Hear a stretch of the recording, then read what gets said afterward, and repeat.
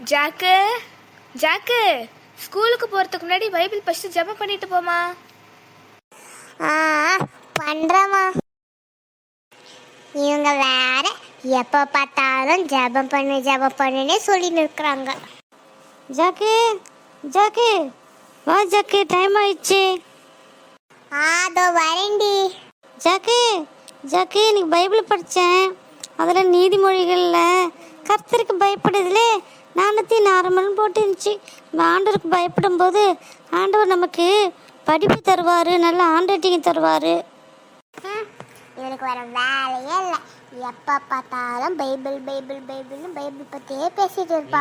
ச்சே, வீட்டில் இருந்தால் அம்மா தொல்லை கொடுக்குறாங்க, வெளியே வந்தால் இவ நம்மளை தொல்லை கொடுத்துட்டே இருக்கா எப்போ பார்த்தாலும். என்னடி மனைவிக்கிட்ட வர? நான் ஒன்றும் மோனவரடி, சும்மா பாட்டு பாடிட்டு வந்தேன். Good morning. Good morning. Good morning. நேற்று நம்ம லெசன் எடுத்தோம்ல, அதுலேருந்து ஒரு கேள்வி கேட்க போகிறேன். நான் யார் காட்டுறேனோ அவங்க தான் சொல்லணும்.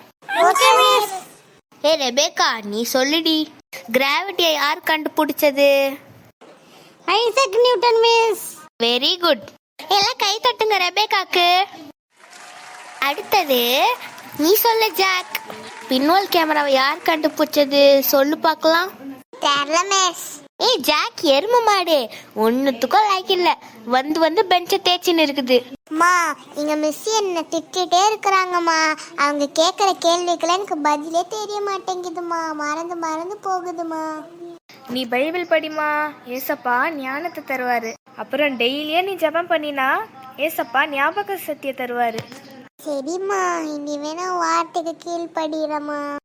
ஜாக், வாடி விளையாட போலாம்.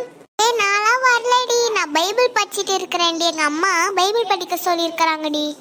என்னடி புது பழக்கம்லாம் உனக்கு வந்திருக்குது? அதிசயமா பைபிள் படிக்கிறியே. பைபிள் படிச்சா நிறைய ஞானம் கிடைக்கும்டி, எங்க அம்மா சொல்லியிருக்கிறாங்க. அதுவும் இல்லாம நான் நிறைய வாட்டி கேள்விப்பட்டிருக்கிறேன். நீயும் பைபிள் படிடி.